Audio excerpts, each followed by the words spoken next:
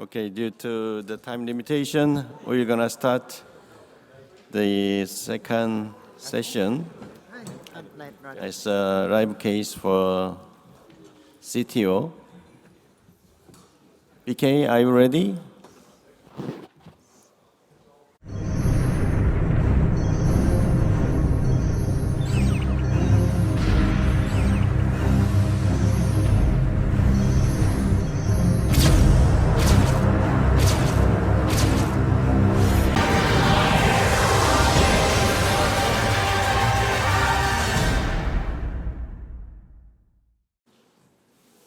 Okay, BK, do you hear me? Yeah, I can hear you. Can you hear me? Okay, will you introduce your team and your case? Okay. First of all, it's a great honor for us to make a presentation and perform the live case of this TCTAP.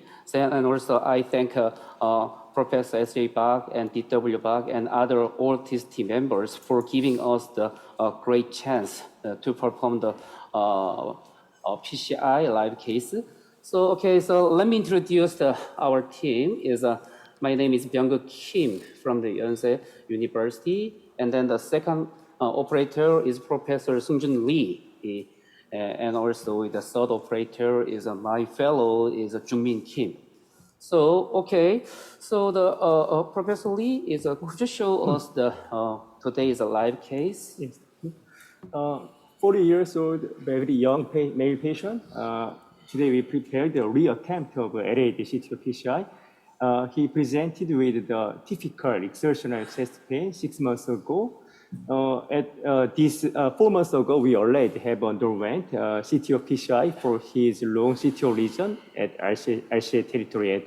At the time, so we failed LAD CTO. So today we tried again. So in the echocardiography, his cardiac function was preserved, it's normal. So next slide.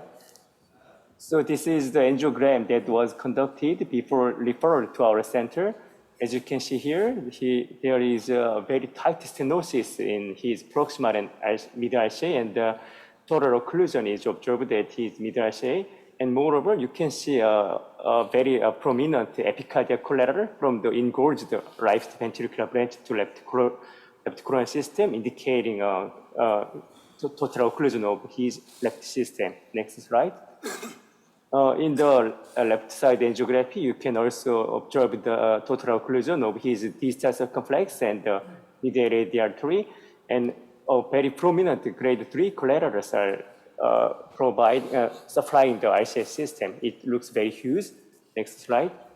And in the cranial views, you can see the total occlusion of mid-LAD. It looks like the stump-less lesion, and the root is suggested to be located at the midst of the diagonal and septal branch. Next slide.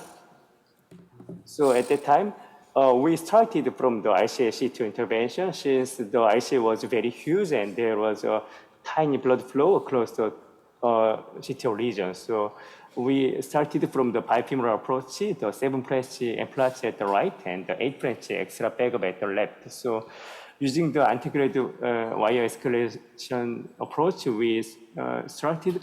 Although there was a tiny blood flow and the stump looked tapered shape, however, the wire passage was not easy. Anyway, under the support of cursor microcatheter and wire escalation from lung through to field exterior, the wire passed to the PED branch. Next slide. So after successful passage of the wire, we placed the small balloon at the conus branch for the ankle support, and under the balloon ankle support, the microcatheter was advanced to the PD branch, and we performed POBA at his entire RCA territory. Next slide. After that, we implanted 2 very long contemporary drug-eluting stents. So after recanalization of the RCA, we can observe a very huge RCA, and it is also supplying the left system. Next. So at that day, so we also tried the LAD CTO PCI simultaneously. So we located the run-through wire at his diagonal bench, and under the IBUS support, we selected the Gaia Next1 CTO wire for actual puncture of the osteum. In the IBIS confirmation, we confirmed that the entry of the wire was precisely entered into true lumen. However, the wire thwarted the false lumen next. And after changing the microcatheter into the double lumen Sasuke, and we tried the parallel wire system using the next 2, but anyway, it also failed. At this time, the consumption of radio contrast dye and procedure time already reached our safety margin, so we stopped the procedure at the time, at the day. Next slide. After that, we conducted a CTO scan according to our CTO-CT protocol.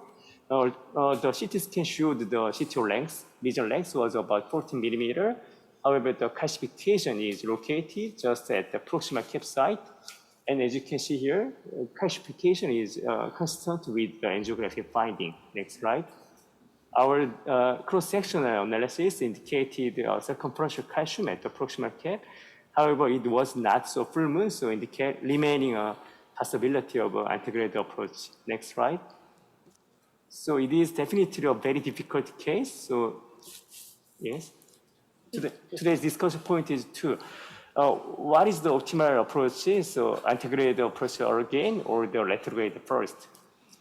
Okay, so this is our case presentation. Very young age, multiple CTO reason, but preserve the LV systolic function. So we initially successfully performed the RCA CTO, but LAD failed. Anyways, for the patient, LAD, the region should be revascularized. So this is our case. So is there some question or comment of our case? Okay, thank you for your introduction. And any comment for this case? You already failed the for LAO CTO. At that time, you saw IBUS image when you penetrate the stump? Yeah. I used the IBUS guided puncture. So the puncture site is anyways in the lumen, and also we already confirmed. Yeah, but the wire is finally goes into the first lumen. So and also the very minimized is a parallel wire was performed is at that time. So I didn't use the not different puncture location in the same location, but anyway, finally failed. Asakura sensei? Please show me today's angiography. Okay. I'd like to confirm the collateral circulation from RCA. Okay. So today is also we use the bifemoral system is LAD for the XB8 branch, and also RCA was a short tip, the 7 branch. Could you show the today's angiogram? Yeah. Yes, we can. Yeah, this is the angiogram. Our system is bilateral angio system. Is caudal and cranial view. Next one. This is the areocranial and spider view. Very fortunately, we can see the very promising channel. Like, yeah. Any comment? So,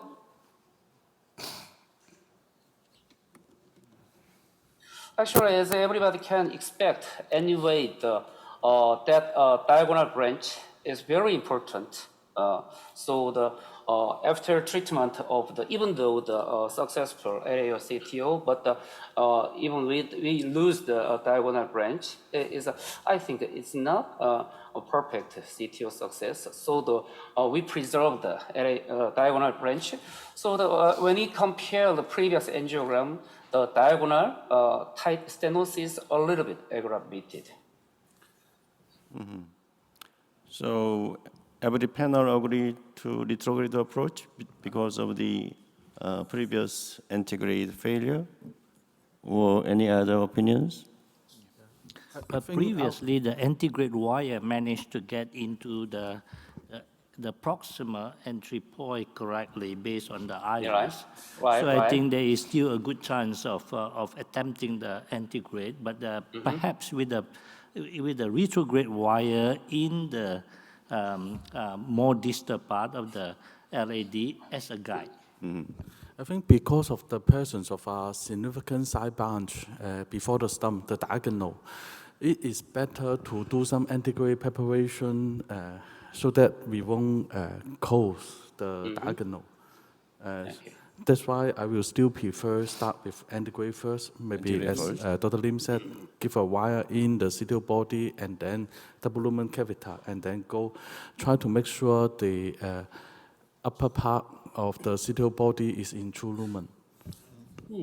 So I think the entry point is difficult to judge only the angiogram. So maybe the important to check the IVAS, and if you pick up the true lumen at the beginning, you can go antegrade. But if it's difficult, maybe they switch to the retrograde. Yes, I agree with them. So if so, we perform a retrograde approach. So meeting point should be distal of the diagonal, so that puncture to the entry of the CTO is so important, even though the retrograde approach. So at first, I should perform a IVAS guided puncture. And if failed of the antegrade wiring, so at that time should be considered about the retrograde approach. So, okay, I totally agree with Dr. Habara and Dr. Nakamura. So the CTO length is not so long, and the distal part of CTO is very clear. It means anterior approach is chance is higher. So to get the correct entry point is very important. So during I was checking, we punctured, and if failed, we change to the approach. This is my plan. So I agree, I would try antegrade approach again, but since CT gave us important information that the proximal cap is heavily calcified, I think I'll be more aggressive this time. I might start with Conquest Bolt 12 to begin with and recheck it with IVAS. Okay. So there are several opinions. One is IVAS guided puncture of the antegradely, and even though if you start a retrograde, the antegrade preparation should be very, very important.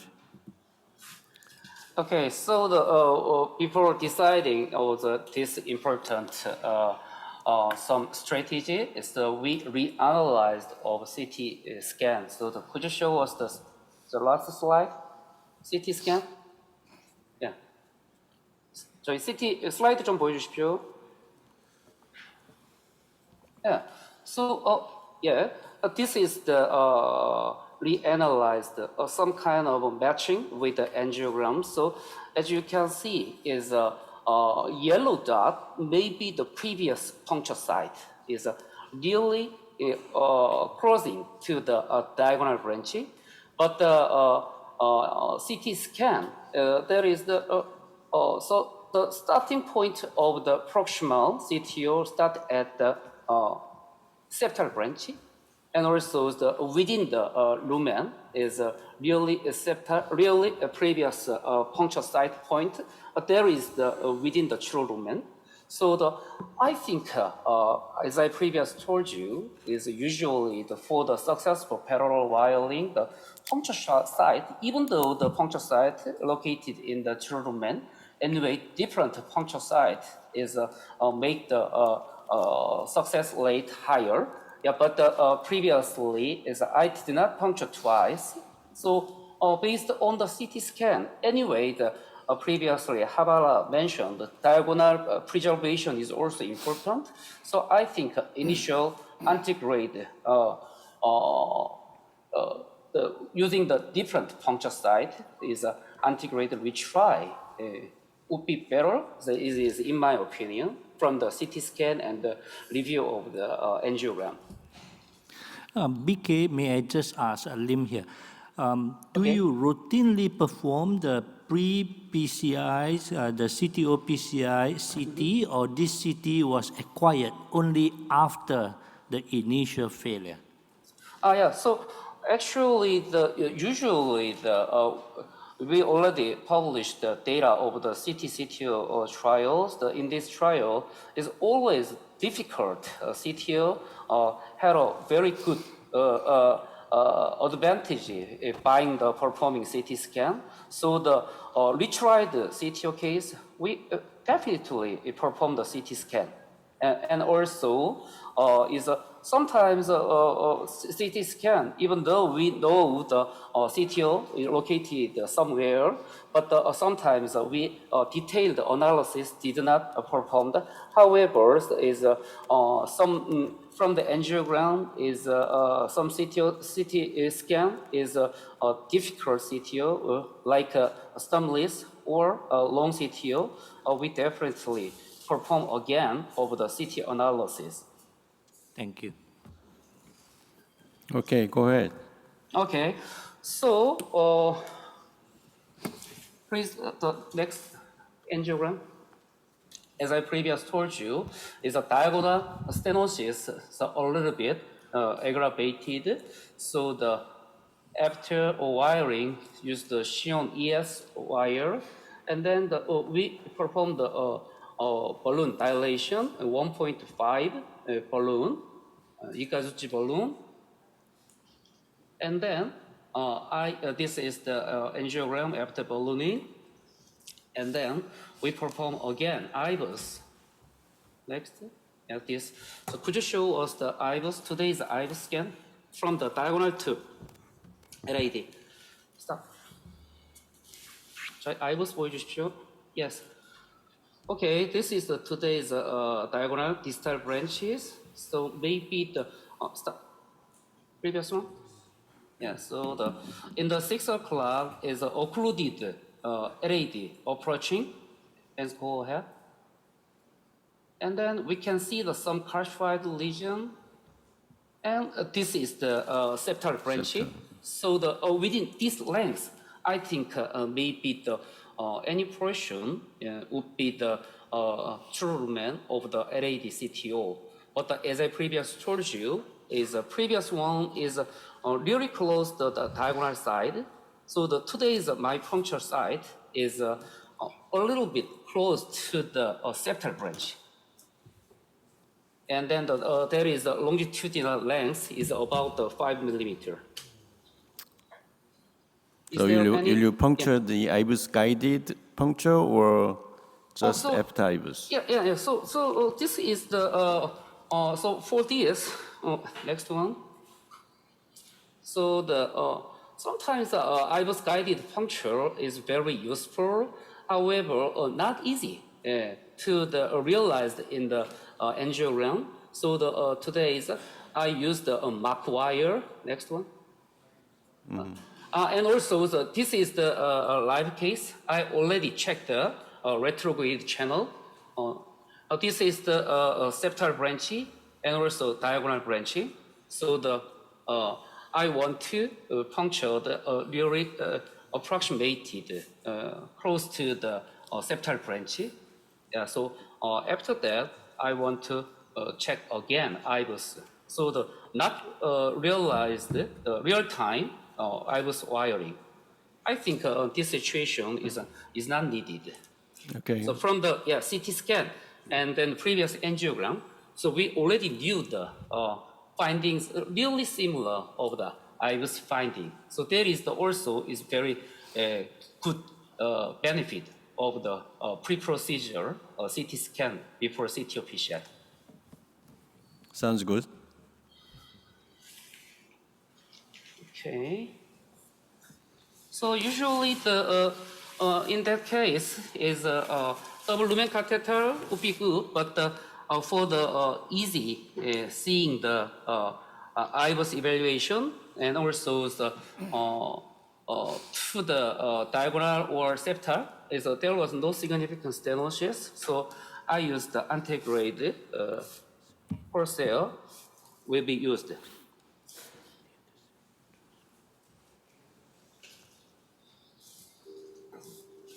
So what do you think the initial penetrating wire? I think that the CT scan shows a lot of information for the stump and location of calcium and 3D structure, diagonal and distal stump and septal branch. So I think it not be difficult to penetrate to the correct site. How do you think that's Asakura? Yeah, I totally agree. So the what CTO wires is some doctors told us the Conquest Pro like something, but in my opinion, even though the calcified region we can see, but not encircling. So and also is I think maybe previously is a tiny forced lumen tracking was done. So I think a very short turn and then the short movement of the LAD cross is important. So in my opinion, Gaia series would be better. What do you think? Dr. BK, so last Yep. time you used this, you performed the parallel wire technique. That is Gaia next one and which wire? Next one, and then maybe the XTR. Oh, yeah, XTR. So Yeah. yeah, so this situation, so proximal site, so open site is very large. So that so from the large space to puncture to the CTO. So in this situation, so little bit relatively so stiff wire should be needed. So that I use the Gaia next 2 at first. So actually, we did not discuss with Dr. Habara, but my original thinking is also that I'm gonna want to use the Gaia Next 2. So Professor Jang, what do you think the use of this situation CTO wire? Gaia is okay, I think. You need a very discrete movement of the tip. Okay. And so, which wire do you favor? Which wire? For this CTO, I think that it's because the patient, this CTO lesion have been attempted recently, just a few months ago. So there's always a track over here. If I try to reattempt this lesion, I usually will use a filter XTA or XTR, go to block the false entrance, because PVs must be in a false track. Then I put a wire in the false track first, and then put a double lumen catheter on the wire, and then try with aggressive wire, for example, Gaia Next 3, and then try to puncture. Because from the CT, the CTO cap is very hard, it's full of calcium. So you need some support and strong wire to puncture. And with this approach, there's some advantage. It's because your first wire actually block the false entrance. Then you use the double lumen catheter, then you can search another site that is different from your first wire. And the first wire can act as guidance. That's just my view, yes. Yeah, good Well, opinion. it's always operator dependent. But I think that BK already know his previous puncture site very well. So, Yeah, yes. any? So, yeah, it's like a previous procedure, you chose the Gaia fast. During the procedure, there's 2-3 bends. So I think the plaque is not so soft. So I think the first wire is to measure the hardness of plaque, and then I switch to the next ones. So I think the previous time, Gaia fast, I think it's just a bit lower, deep. So I think I agree to choose the Gaia second, like Dr. Habara. Okay. Anyway, for the success, the IBUS guided entry is the key point is confirming the guide wire position in the CTO region. And we conducted about those like IBUS guided entry and using the Japanese CTO expert registry in the 2017 data. We checked all the IBUS guided entry data. And for avoiding the move to the retrograde PCI or the avoiding the unsuccess, the key point is confirming the guide wire position in the CTO region. In my case, I'm Jang Lee. In my case, I usually use the Gaia next second because there is some blunt entry point and some calcification and a failed case. So the most important thing is to puncture the entry point, and then I will confirm the entry point by IBUS. Okay.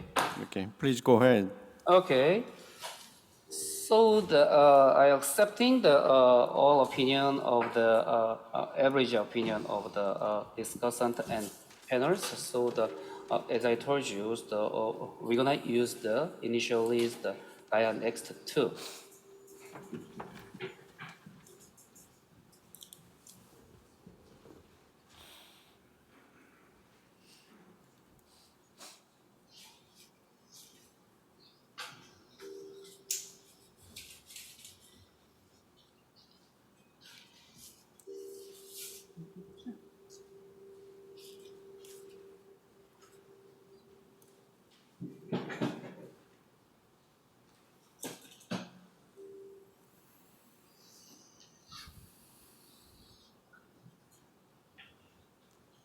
Okay.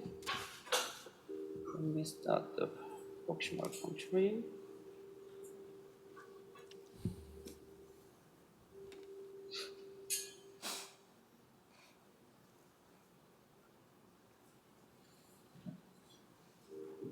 See. Test. Sorry.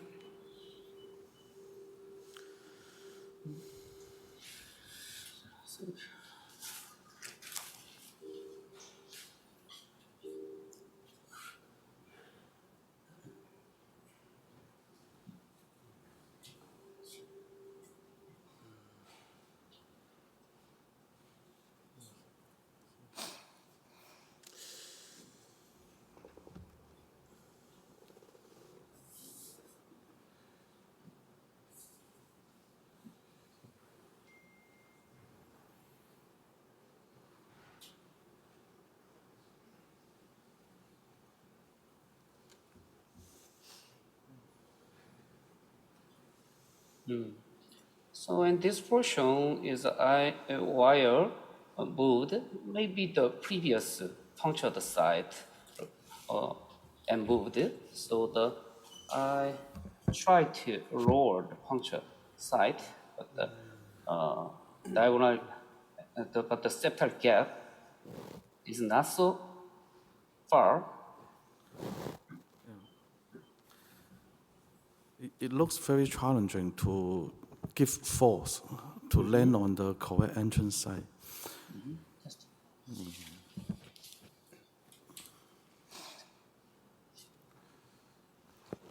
Dr. Kim? Yep. You use the monolumen microcatheter, Corsair? Yeah, Corsair. In my opinion, to strong the backup support, I recommend double lumen catheter. Okay. Yes, it's a double. Yeah. Or it is insufficient. In such a situation, I usually use simultaneous use of IVUS and double lumen catheter with one wire system. That is the very strong backup support. Right. Okay, that is also is very good option. So if this failed, I use the double lumen catheter. What is the wire feel now? Do you feel you can touch anything for the wire tube? So for the perfect touching, I just move to the wires is more distally. Yeah, but there is the previous failed puncture site. So I just want to make a lower puncture site. Yeah.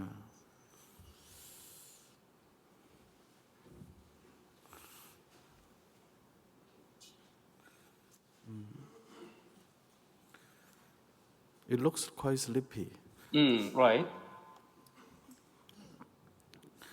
So if this puncture failed, what do you think the next CTO wire choice? I will still stick on my initial plan, that is use filter XTA to find the previous false lumen. Use the XTA to block the false lumen and then put on double lumen catheter. And then try Gaia next 3 from the double lumen catheter. And we remove the septal wire and to make more space. Yeah. So the Gaia seed wide wire has distal chip has hydraulic coating. It means so very sleepy. So guide wire to collapse to the diagonal branch or septal branch. So if without IVUS guidance, we should select non-hydrophobic coating guide wire, Miracle series, Miracle 12 or Miracle 3. It's something. It's one option, I think. Also, is very But good. IBUS guidance simultaneously is very important, very useful in that situation, I think.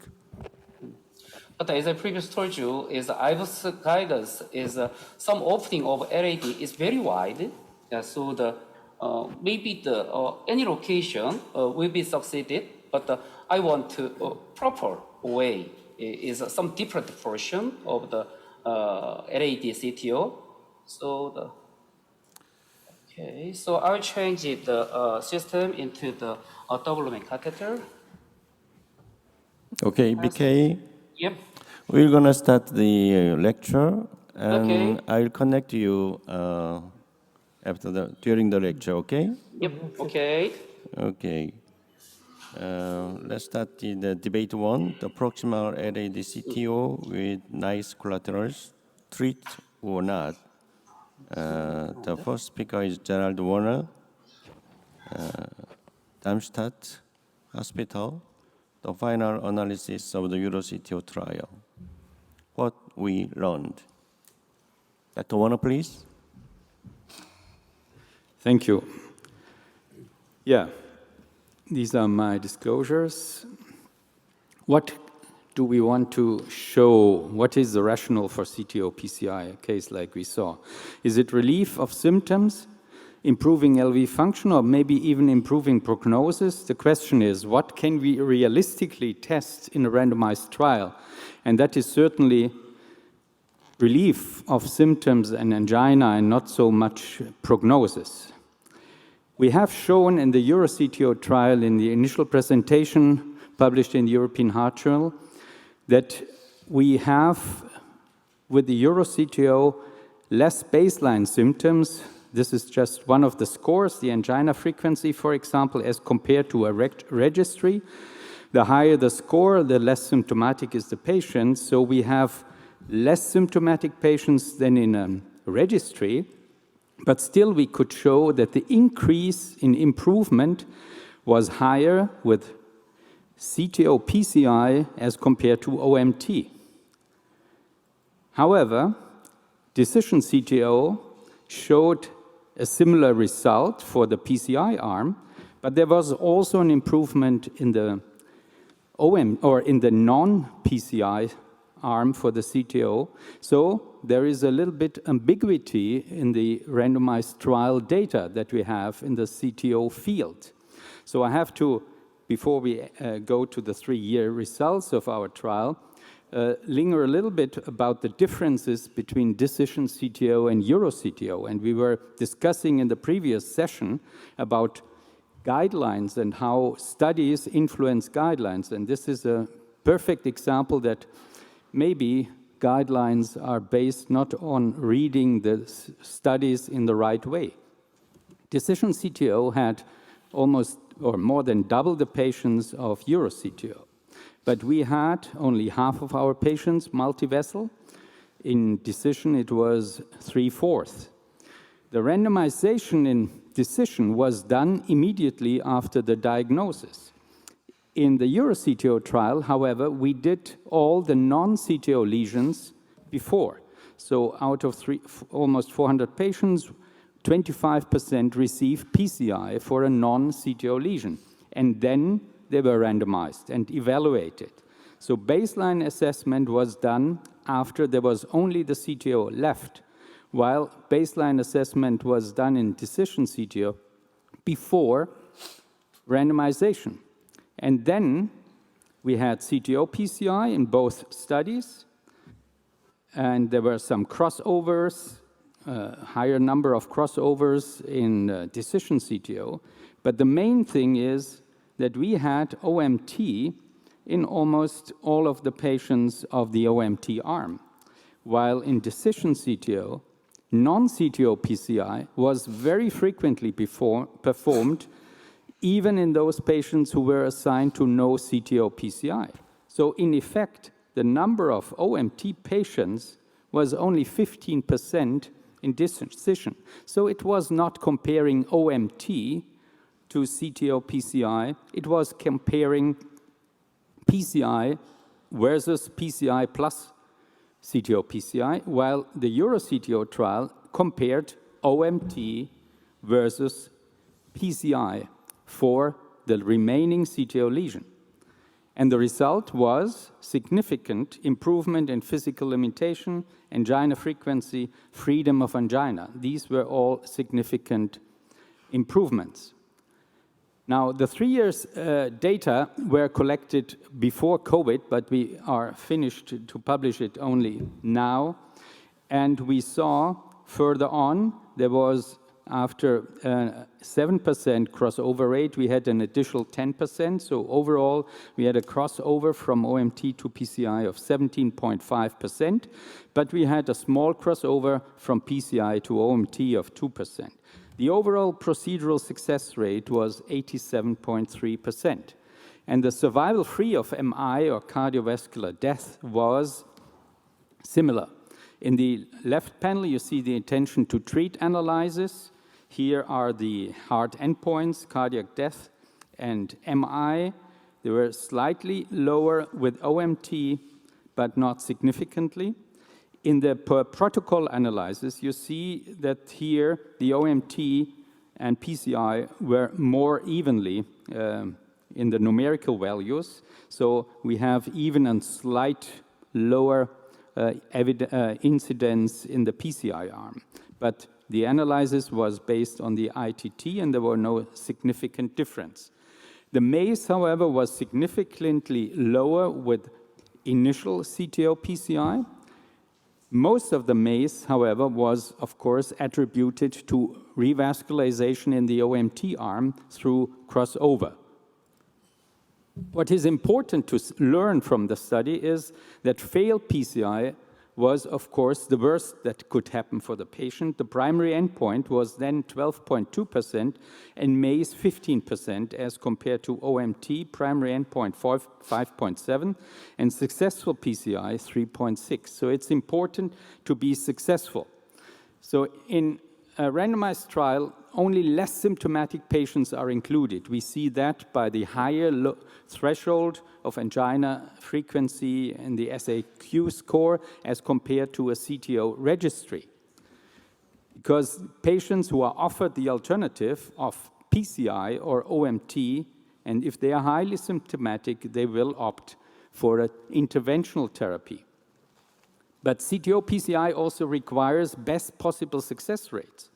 Expert operators have difficulties, however, to randomize referral patients. So that is a conundrum. Mortality improvement cannot be, I think, the primary goal of therapy in stable angina. We know that from many trials, starting from COURAGE. But improving the quality of life, which had been proven in the EuroCTO trial, is a valid goal of a physician's intervention for symptomatic chronic coronary syndrome. However, in the American guidelines, it's written that in patients with suitable anatomy who have refractory angina medical therapy, after treatment of non-CTO lesions, the benefit of PCI of a CTO to improve symptoms is uncertain. Why? Because they compare the EuroCTO trial that demonstrated a greater reduction in angina with a decision CTO trial that did not demonstrate any difference. However, the lesson learned is people writing guidelines are unable to read and understand and compare studies properly, as I showed you, because EuroCTO trial and decision are not dealing with the same subject. So why is let me finish with a small comment. Why is anti-anginal medication considered gold standard? This is a trial that demonstrated the efficiency of ranolazine. You had reduced the angina frequency from 3.3 attacks per week to 2.1 under twice 1,000 milligrams on Ranexa. So if you consider a patient with this disease, and David Taggart has left the room because he would opt for some different approach, but if you have intervention in mind, will you give this patient these cocktail of drugs, not once, but for life? Or will you opt for an interventional therapy and then keeping on statins and aspirin pain-free. Thank you very much. Thank you very much. Thank you for your nice presentation. Let's move to the next speaker, Candice Maezaki, the role of dual lumen microcatheter during CTO recanalization. Yeah, thank you very much. Well, actually, this is more technical paper about dual lumen microcatheters, and accepted at the Euro intervention just last year. Unfortunately, the first author is not able to come here. So there was a need to give an overview about microcatheter techniques and also dual lumen microcatheters. And you see there are quite a lot out of the market from different companies like Teleflex and as well Asai, but also IMDS from Europe, which have the Enhancer and Enhancer RX. So what we've seen today in the case actually is that there might be an opportunity for side branch puncture, as you see here, as a good indication for dual lumen microcatheter preserving the side branch during the aggressive puncture with a stiffer wire, giving a lot of support. And this technique can be modified and used as well as a parallel wire technique where the primary wire is somehow extra plug and you can orientate your second wire in the intra-plug. Some of those devices, especially the new Enhancer RX with a double lumen, are used for the re-entry as well. But one have to understand that you do not have actually a quite good orientation where to re-enter. Probably in future, CT software might help. Alternative, we also have the Stingray balloon to orientate ourselves for the re-entry. And well, there are other indications as well, non-CTO PCI, like side branch wiring, we know that well, reverse wiring. As well with the Sasuke, it's possible to puncture retrograde cap as well, giving a great support there based on the tip of the Sasuke, which is quite short and hydrophil. You can see it here, it's a 4 millimeter distal tip, and it's a hydrophil device, 38 centimeter length of coating, and therefore has a very, very good passability for retrograde approach. So there is a nice overview as well in which devices and guiding catheter you can use all the microcatheters. So the most important techniques are already mentioned: side branch wiring near the proximal cap, parallel wiring, distal reentry, access of the side branch at the distal cap occlusion, selective engagement of angulated collaterals, and retrograde crossing. So let's focus on one short case, and here this was actually failed by already very expert center, an LED occlusion with a very difficult calcified proximal uptake, a GCTO score 5, and they could have some problems to penetrate Antegrade cap. With the support of the dual lumen microcatheter, which I used, finally was more easily to penetrate the proximal cap. And just to show you here, the puncture dual lumen was used. It's already a 7 years old case. And finally, the cap was punctured with a high gram, 12 gram tip load wire. You see some probably a more intra-plug tracking, and at this point the corsair was advanced and the wire was advanced a little bit, and finally again exchanged to dual lumen. Why the reason? Well, it's almost, the reason is because you have more contractility and stability. You see there a conventional microcatheter, and then when you compare the, let's say, the maneuverability of the second wire, you see how stable the second wire is once you puncture the side branch, and therefore you have a much more force, much more control, and much more stability during your wiring. So it makes sense to use those kind of devices, as you all know. So here, that was the scenario. The corsair finally, and the wire went in the subintima space. It was used at a Gaia's third, and now with a dual lumen microcatheter, you can just redirect your wire at the entry of the distal cap and make another puncture, and finally the wire was intra-plug and the true lumen could be reached. For sure, we are using more and more this kind of techniques as well. So with the better wires that we have nowadays, also the Gaia Next series are coming, the likelihood of intra-plug tracking, and then finally also puncturing the distal cap intra-plug is becoming more and more easier, and this is the big difference between this dissection entry techniques where you go around around the plaque completely into the healthy vessel and puncture in. So this is almost the parallel wire technique where you do an intraplaque tracking and puncture from intraplaque to a true lumen. As you can see, those techniques can be modified. This is just a case this week in Turin that we did live.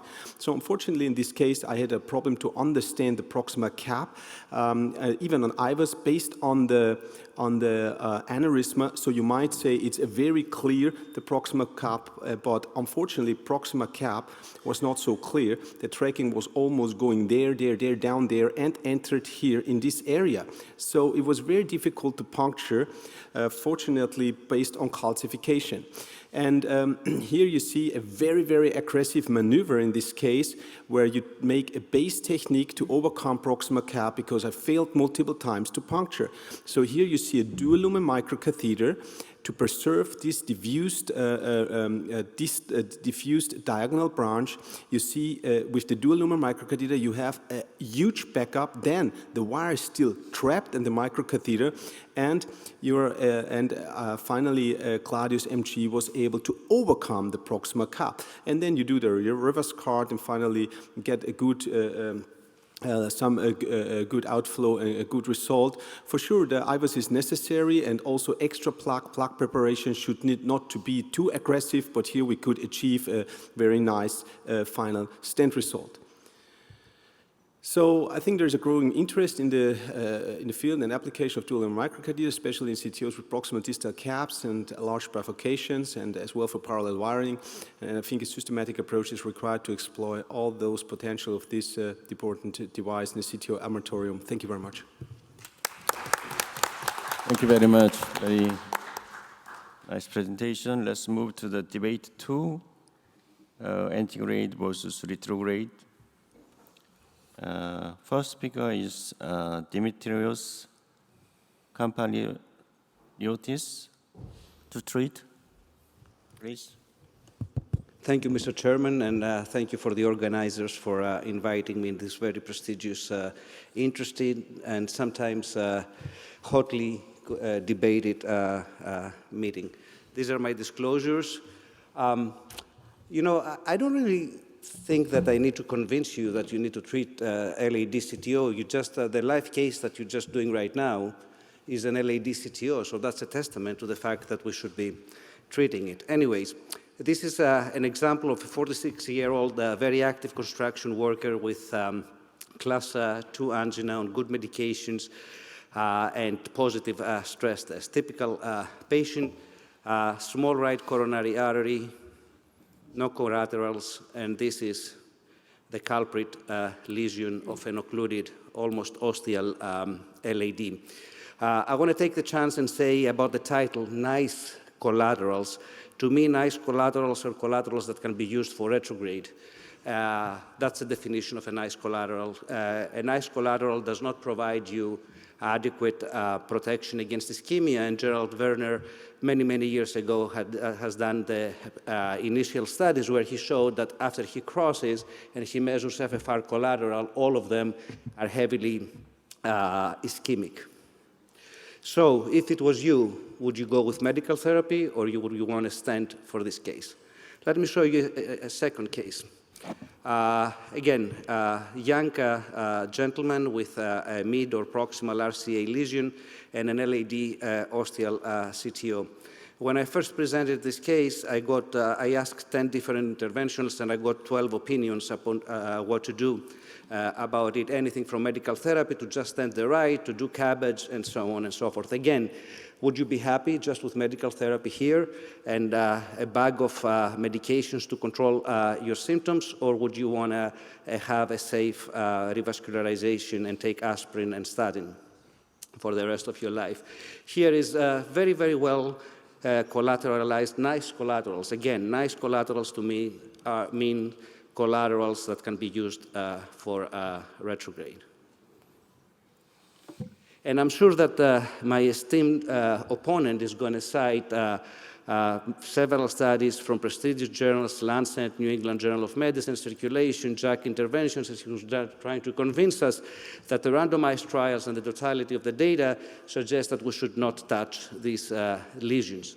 To me, especially in the era now of the REVIVE and ischemia trial, is almost like déjà vu when we had the COURAGE trial and other trials in the past where the press had a field day on us, and pretty much in Newsweek, that was a front cover, we were represented as predators, that we want to do harm to the patients by doing PCI, and they are advising the patients to stay away from us because we are bad people.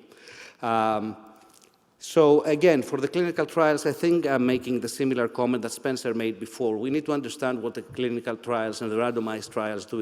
It's a bell-shaped curve, and there are patients that will have good outcomes, bad outcomes, and we need to figure out if the patient that we're going to treat actually fits in the data, in the population that was studied in the randomized trial, and see if he would actually have a good outcome with the proposed therapy. So why do we offer revascularization? To improve symptoms and quality of life and improve prognosis. I'm not going to debate the prognosis, but obviously symptoms and quality of life, I think that with PCI, either if it's CTO or not, I think that the data are quite good. So we have to treat the right patients, and we've seen this trial, this slide many times in this meeting from Syntax. You need to know what's going on your shop. If you do PCI and you have 50% MACE, you have no business doing PCI. Or if you do CABG and you have 40% MACE, then you have no business having your bypass surgery there. So you need to know not only the procedure that is being offered to the patient, but who is performing the procedure and which center is performing the procedure. A lot of discussion about volume in left main PCI. We also published with Manos many years ago the impact of volume of operator experience in CTO PCI, and we found the exact same thing, that as you do more CTOs, the success rate goes up and the MACE rate goes down. Then the question is, who's performing the CTO PCI? And at least in the United States, 89% of CTO PCI is performed by low-volume operators. I think this is unacceptable. These are cases that should be performed by very experienced operators, not only CTOs, but with high volume of complex PCI under their belt over the year. So let's go back to our case one and see how we treated. There were no collaterals from the right coronary artery. We tried Antegrade, we couldn't. And again, this is a very nice collateral from the OM. And actually, a Soo-3 wire crossed very easily for time issues. I'm not going to go into all the details. Then you see the microcatheter advancing very nicely in the LAD. And then after performing reverse cart, this is the final result with a 4.0 stent,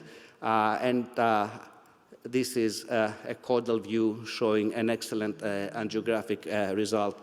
There has been some discussion about the durability of a stent in that area of LAD. I think that it's pretty good. If you have a 4.018 stent appropriately sized and placed with intravascular imaging, I think the durability is very good. And we do have a study from Emory that we looked at patients a year after performing CTO PCI in ostial LADs with stents versus Lima, and actually at 1 year, very short duration of study, the results were very acceptable. How about case 2? Again, very nice collaterals, very easy to go retrograde. Wires to protect every major branch around the left main, and very aggressive puncture into the left main. And here is the final angiographic result, very acceptable. Again, 3.5 stent. I think not only the acute success of the procedure and the safety is good, but also we can argue that the durability of this stent is going to be very good. So, you know, we've been through this before about PCIs, and you remember the president past president of the United States, where he had an LAD and he had a stent, and very many people attacked the doctors that put the stent in, and you see this is really American medicine at its worst, the poster child for inappropriate use of stenting. And then he was asked during an interview, it wasn't the LAD. And I'm not trying to be emotional or sentimental as I was characterized yesterday, but I think that it does matter, and who the patient is, and we need to take the patient's wishes into consideration. Not everybody benefits. Sometimes the patients are very sick, and no matter what we do, they will not be able to alter the prognosis, so we better leave these patients with medical therapy. I have no problem with that. But actually, when we treat the right patients, these are the letters that we get from very grateful patients. Thank you very much for your attention. Next speaker is Jung-Min Ahn. His debate answer is not to treat.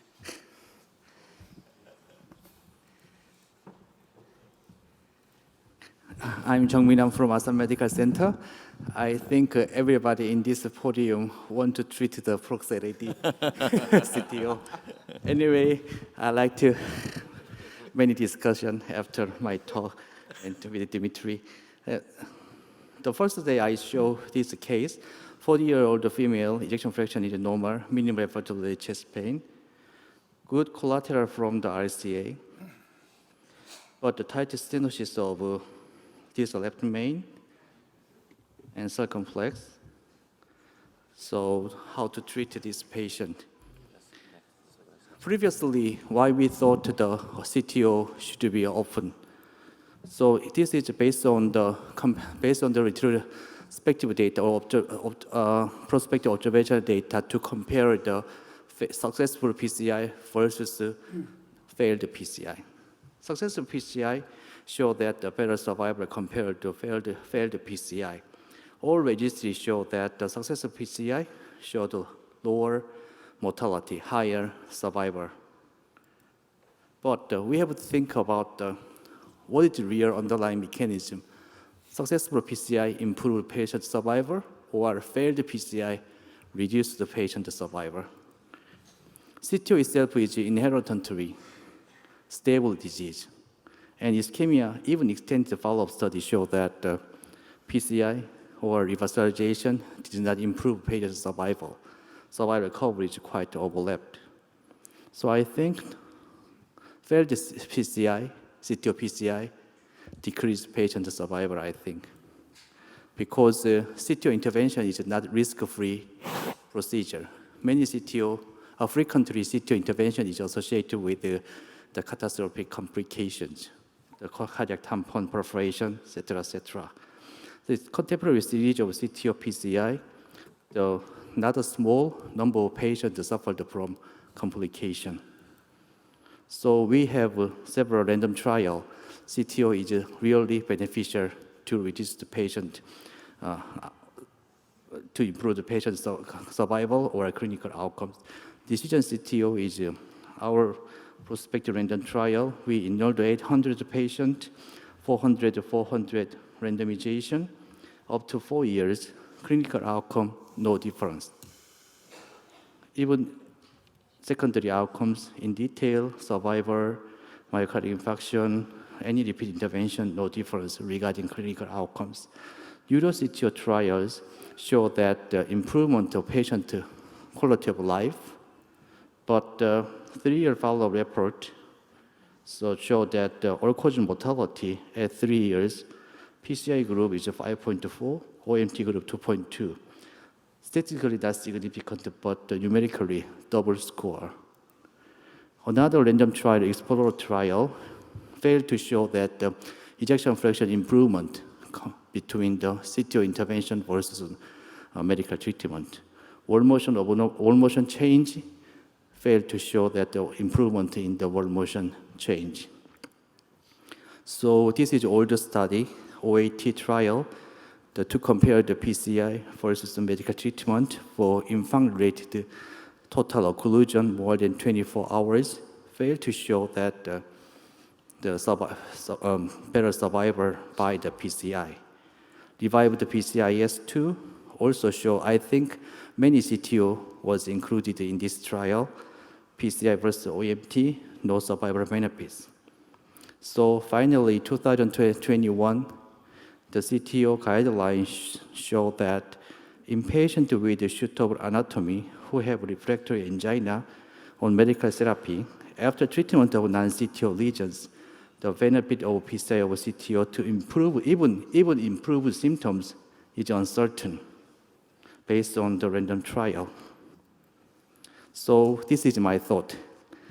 Data in favor of CTO PCI are for symptom relief, and CTO PCI was not associated with the improvement of survival or clinical outcomes. I think non-CTO is more important. Non-CTO, particularly ischemic producing significant stenosis, would be more relevant and safer target for symptom relief, particularly in stable angina. So for this patient, my treatment was just to cross over left main to circumflex, remaining the prostated CTO lesion with a good collateral from RCA2 LAD. If patient suffered from sustained angina, I'd like to refer this patient to the bypass surgery for minimal invasive CABG with a cap. Fortunately, patient is doing very well after simple crossover stenting. And another case, this is RCA tight stenosis, and not proximal LAD, but middle LAD CTO lesion. Good collateral. I don't know where is the origin of a collateral, but my procedure is just distal RCA, simple PCI. Patient is doing very well. So thank you for your attention. Thank you very much. Before moving to the next speaker, I try to connect the Severance Hospital. BK, can you hear me? Yes, I can hear you. Yeah, will you introduce your progress? I use the double lumen catheters, but not easy to puncture at the close to the septal branch. So next one, and then I changed the course. I changed the concussive. Next one.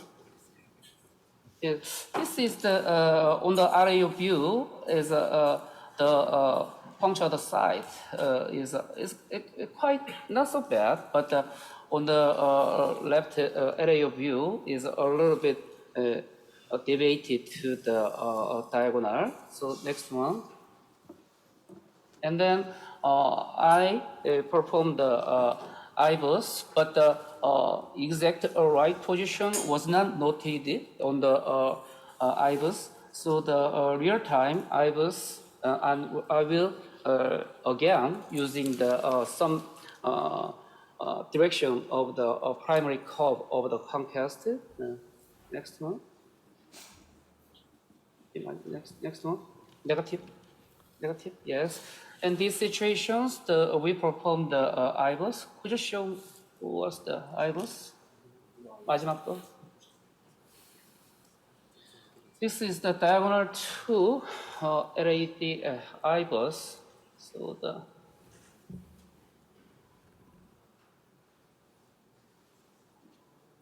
so the wires in the intraplug, but I think a little bit close to the diagonal branch. So, but there is the anyway in the true lumen.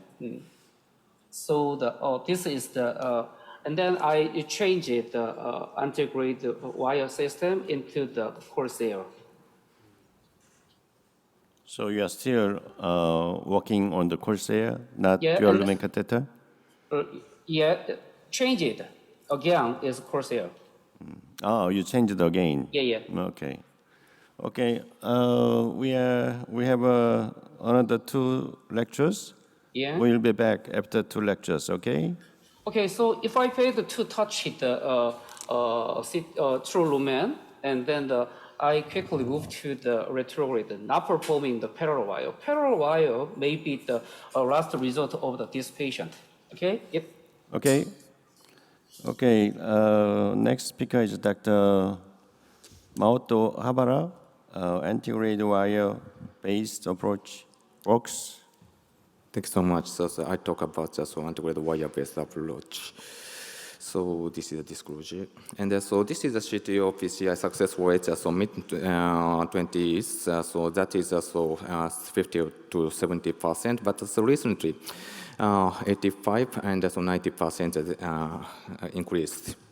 So the evolution of the CTO PCI and refinement of the requirement guide wire and microcatheter, and the development of novel technique and the parallel wire, guided rewiring, and the ADR. And the understanding of the CTO pathology and the mechanism of guide wire manipulation within CTO, that is also evolution of the CTO PCI. So this is a summary of the, some data. So that is in Japan was APCTO group and the research and progress, that is the USA. And so that retrograde procedure is so recently about 30% and 70%. So and the procedure success rate is more than 85% of the cases. And so, of course, so I know the retrograde approach improves the success rate in complex CTO PCI. So that the JCTO number 4 was 5. That is also a retrograde approach is about 80% of the cases. And so this is another data, and so JT scores more than 2 or 3. That is also retrograde approach and needed. So that is also the light of the retrograde approach, high success rate, especially in complex CTO, where the antegrade approach is not technically feasible or fails. And there's more promising or efficient recoverization in CTO with a poor quality distal vessel with significant side branch at the distal cap, and a lower contrast consumption in patients with CKD. And so this is data compares retrograde versus antegrade approach. So in those, so of course, CTO score is a retrograde approach is high. This means associated complex CTO PCI. But also adverse event in the hospital and acute MI and also death and the intervention and pericardial sensation. So in those complications, retrograde approach is more frequently observed. So this is already CTO, and so that's not so long, but so this case was performed as a retrograde approach. And so during the retrograde approach, so hemodynamic collapsed. What's the matter? So, and so we remove the retrograde device and check the RCA. So this is RCA angiography. This is also here. So previously, there is a severe bend at this portion, and so retrograde microcatheter stretched at this point, and so this is a bend, accordion phenomenon, and so this causes ischemia of the RCA. So this is another data. So retrograde approach is lesion length is longer, and so in hospital event is higher, and the long-term outcome is a little bit high risk. So, and so this is another issue. So that is a subintimal tracking. And so retrograde approach is, so subintimal tracking is higher. And the intraplaque versus subintimal CTO recanalization and branch occlusion, so hematoma or something. So some complication is also subintimal tracking is also worse.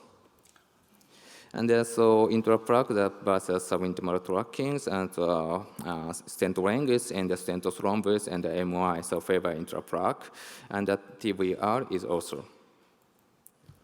And so, of course, the stent coverage of OCT analysis and the stent molar position, that is also subintimal tracking is higher. So this is one case, so antegrade knuckle wiring, and so followed by the reverse cut.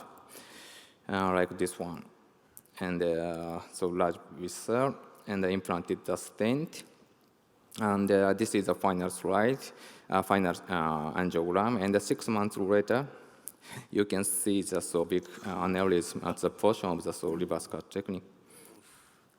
So the shadow of the retrograde approach, higher procedure complexity and complication rate, and potential risk of high demonic compromise, and a higher incidence of the TLR and extensive visceral trauma that may cause coronary artery aneurysm and sand branch occlusion.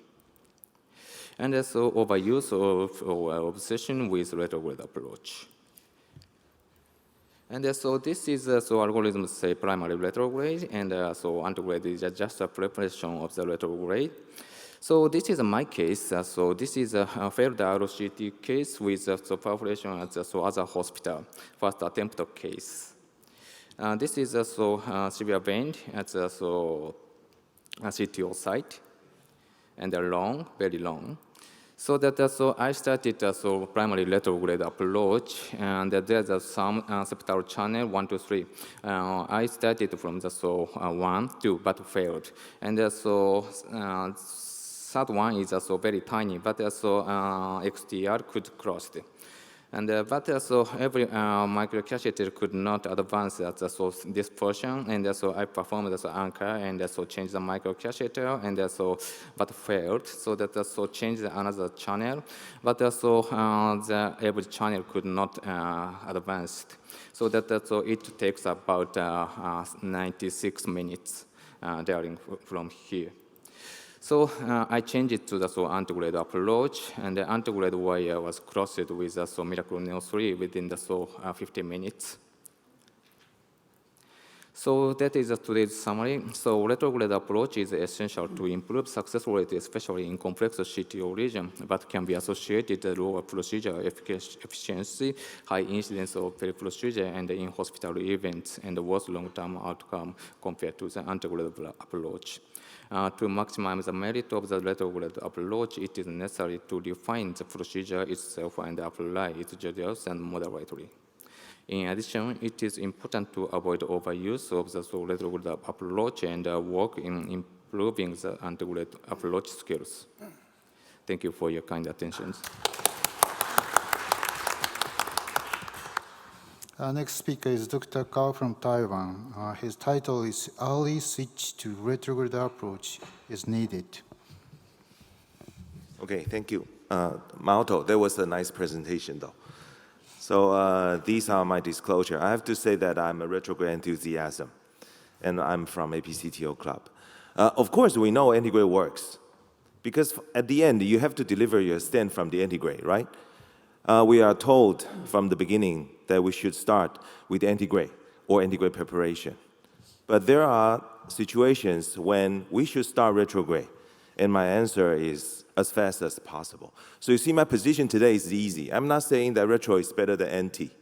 I'm just saying that there are situations where you should change to retrograde fast. Let's look at some of the cases. I think most of the people would say, looking at this case, maybe we should start with the Antegrade. Of course, there are collaterals, but not that ideal or appealing. While for the Antegrade, you have a relatively clear distal target to work on. But for this case, I myself struggled with the extensive Antegrade techniques. We use the IVUS to identify the entry. We try wiring. We tried multiple changes of a wire, and then even we have attempted parallel wiring. But just when things seems to be promising, but then you realize you are just over the border. And if you look from the other side, you can tell that the wire is actually very, very wrong. So we shift to retrograde after 1.5 hours of struggling, and then very quickly we can track this septal channel, and then follow with the microcatheter. Okay, just skip this. And this is the injection from the microcatheter. So you can see why, because the distal cap is right at the bifurcation. So for the Antegrade, this is not easy. But then for the retro, it's easy, because all this is done for another extra 15 minutes. And this is straight wire crossing, retrograde. And most importantly is this picture. If you look at this wiring, you will understand that actually your Antegrade wire is so biased and so erroneous. So just imagine if you persist on your antegrade with ADR, and what will happen. But anyway, this case with the quick, I wouldn't say quick, but shift to the retrograde, we can be successful with a result like this. So there are caveats for antegrade approach. Sometimes when you are uncertain about your antegrade wire path, sometimes there is a bifurcation right at the distal cap. And these are just some of the examples. So being persistent is good, but being stubborn is not. And always remember, ADR is not always your bailout. Sometimes retrograde is.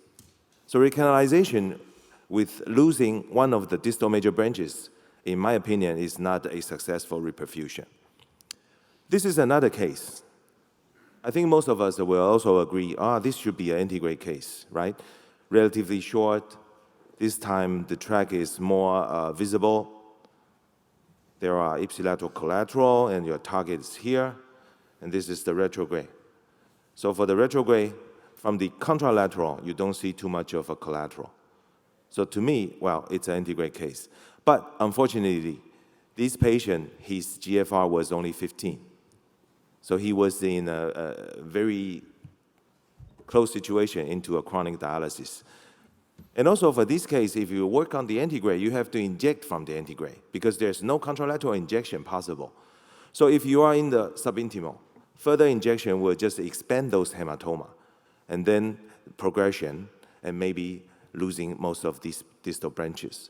So for this particular case, we apply these ipsilateral retro, put the microcatheter here, just 1 cc of injection highlights your distal target, and then antegrade. Yeah, this is an antegrade case, but with a lot of help from your retrograde skills.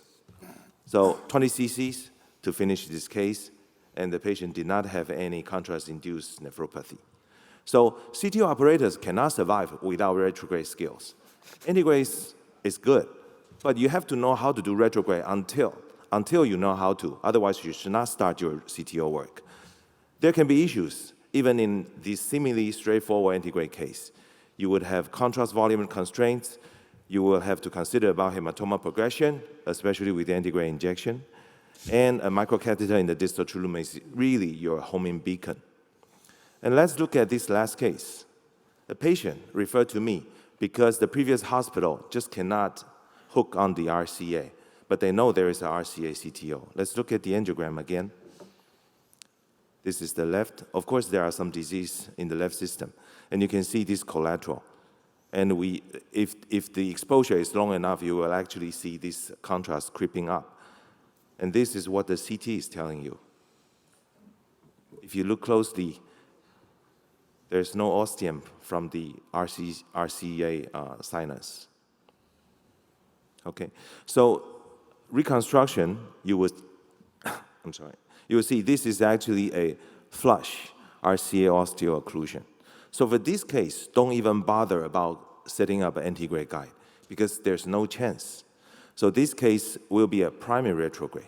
You see the wire just goes through, and this is the microcatheter tip injection, almost at the wall of the border of the ascending aorta. And this is the pigtail just to delineate where the aorta is. So this case, we did a retrograde direct wire crossing, microcatheter also pushed upwards, and then we switched to a RG3 and snare this RG3 at the groin, down to the groin.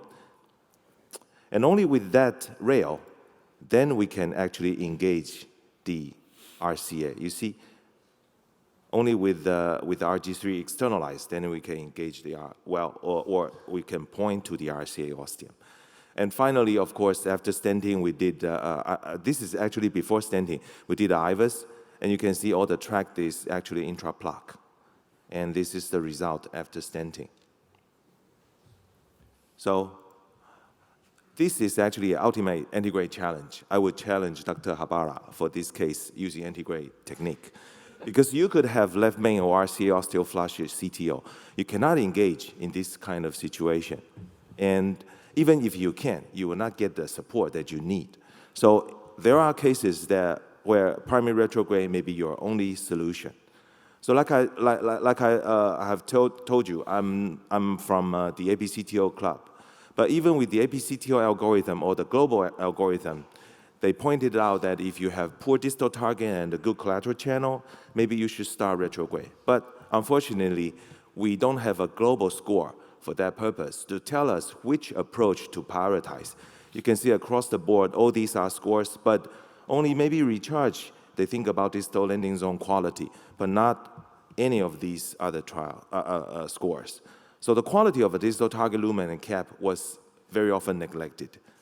And this was a very recent publication. Interestingly, if you start your retrograde as a bailout of the course, of course the result is not good. But the primary retrograde is actually better than a bailout retrograde. So think about it. So if you see the following, if you have a poor distal target lumen, a cap at the bifurcation distally, CTO course on ambiguity, poor progression on the initial attempt, and also concerns on renal function and contrast volume, or if you have osteocclusion, then be smart and efficient. Abandon the so-called default antegrade doctrine and switch to retrograde fast. Thank you. Okay, thank you very much. Can we connect the Severance Hospital again? BK, can you hear me? 이미지? Okay. 아까 안테그레이드 이미지? 아이씨. BK? 충분히 앞으로. Yeah, can you hear me? You are on the screen. Okay. 훨씬 더 앞으로. 네거티브. 쭉 더 네거티브. 네거티브. Okay. So after confirming of the location, so I negotiated with the wire, change it into the Gaia next. And then this is the angiogram, is controller. So as you can see, is a wire is definitely first Lumen. So as I previously mentioned, maybe at this situation is parallel wiring is also one option. However, I do not want to make a first lumen enlarged. So in this situation, I decide to the retrograde approach. Previously, moderators Dr. Asakura already mentioned he had a very good interventional collateral from the RCA, even though some PD branch was crossed by the previous stent, but that stent was create stent has a little bit big side branch opening. The cell is so large, so if some resistance, I could do some dilation, but the Corsair Pro is easily into the strut, and this is the tip injection. So the distal one, proximal one would be also okay, but the safety margin not so long. So the next one, yeah. So I want to use the distal septal big one. Next one. After selecting, and also I check the Corsair tip injection. Next one. So this is the SO03. Next one. I will check again. I can see the clearly of the distal LAD. And next one. So after moving the Corsair, this is the RAO counter view, and this is the SO03. So this is the distal LAD direction. So I change the direction into the mid LAD.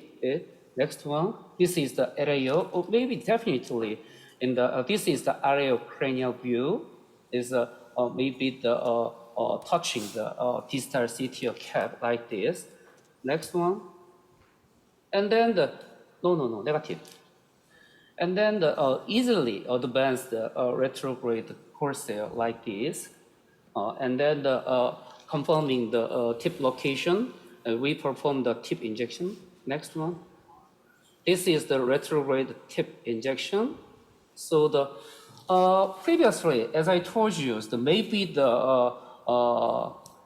he's a true entry point. Maybe the approximating and also close to the septal branch. I know from the many image analysis, But there is a very impossible because of the some slippage and also the some straight angle. So the reason why I changed the retrograde quickly. And next one. And this is the XTA, but the Y movement not so good. Next one. Okay, and then I changed the wire into the Gaia first. So this is the current practice. Now your Y is Gaia 1. Gaia 1. So any comment or opinion? Okay, and the distal part of the CTO, and so I mean the cap or the CTO distal part is have their very vacant space. So I think there in this situation I need more good support guide wire like a Miraculous series. Yes, and maybe we need more tough core shaft guide wire. Okay, it's good. So as you can see, the area cranial view is anyway the tip of the retrograde corsair is located in the true lumen. So as I initially we imagined, anyway the course is nearly crossing to the septal branch. Yeah, so we know, but puncture was kind of impossible. I think there is also some limitation. I've also heard 2 lectures by Habara and also Kato. So the reason why that also sometimes if we know but the Antegrade CTO is sometimes some limitation. I think this is also some case. So, and as you can see, distal microcatheter, retrograde microcatheter corsair is dancing now. It means the wire control for the retrograde approach, the fine control is a very difficult situation. In that situation, the Gaia wire is better to penetrate, I think. And distal branch type is a branch type. Okay. So, Gaia is I prefer. Okay, this is the Gaia first. Gaia next one, wire. And also, I a little bit advanced is retrograde wire, and then I will perform the reverse cut. And also, the diagonal wire positioning is very important because we keep the wire. Okay, I think this portion would be the good location of the reverse cut. Professor Jang, what do you think the further plan of the reverse cut? Cut or direct crossing? I think direct crossing is not possible.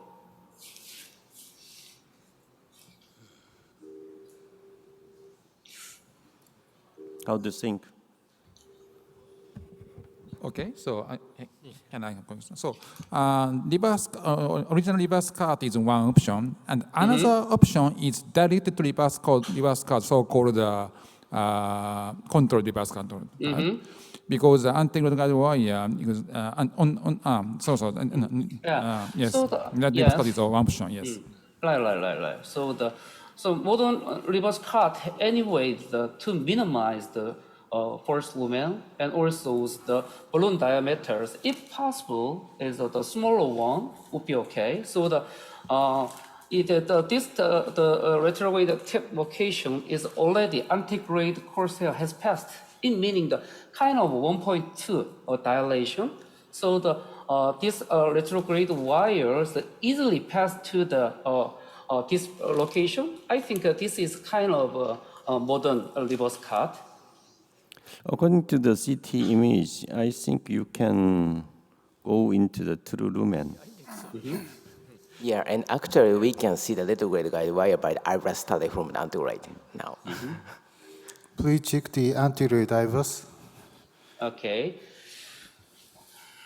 Yeah, I think the Antegrade wire is entered in just the diagonal side. So the retrograde wire come to the septal side. I think this is a center of the plug. So if you can advance retrograde wire more and then check the IVUS, maybe you can Yeah. in. Nakamura and then the Asakura sensei, as you know, we have no thermal IVUS catheter system. So I think it's not good using the Boston wire to check the retrograde wire detection. So is it possible, this situation? So sometimes if I move to advance to the antegrade wire more distally, if possible, but there is also the making the first lumen enlarge. Just bringing it down a branch by the IVUS. Yeah, but not touching the this LAD. So the I a little bit advanced. So okay, maybe this is we can check the IVUS. Okay, IVUS 주세요.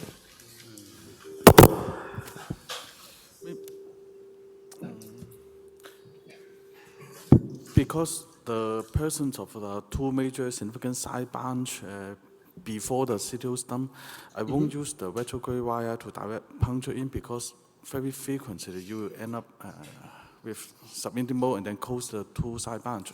So in this juncture, I will take the retrograde wire as guidance, and then the antegrade wire, remove the microcatheter, change to dual lumen catheter, and then try to use another wire to make it advance as close as possible to the retrograde wire, and then do the reverse cut inside the CTO body to avoid the closure of the two important side branch. There's just some thinking. Okay, it's good.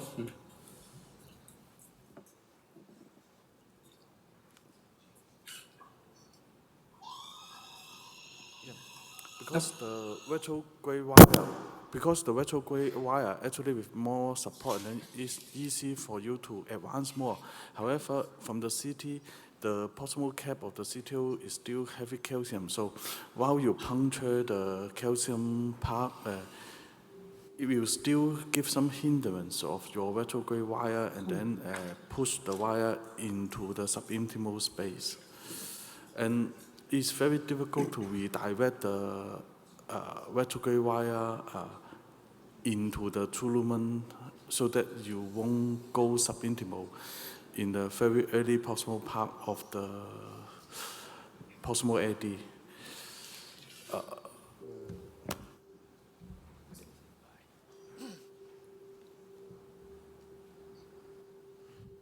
Now you are pushing the IVUS? Retrograde wire. Retrograde wire. Okay. And we can see the some wire location. 보여줄까요? Okay. IVUS probe.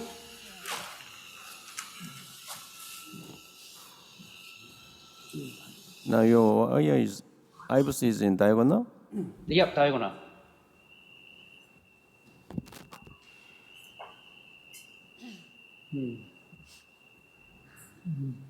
Okay. Wire is coming. Okay. Good. Okay, stop. So retrograde wire is in the true lumen. Step down. Okay, BK. Yeah. We need to finish this session. Uh-huh. So thank you for your contribution for this live case. Okay. And thank you all the speakers and all the panelists. Yeah. Thank you very much. Let's close Yeah. this session. Thank you. Okay, Professor Jang, thank you.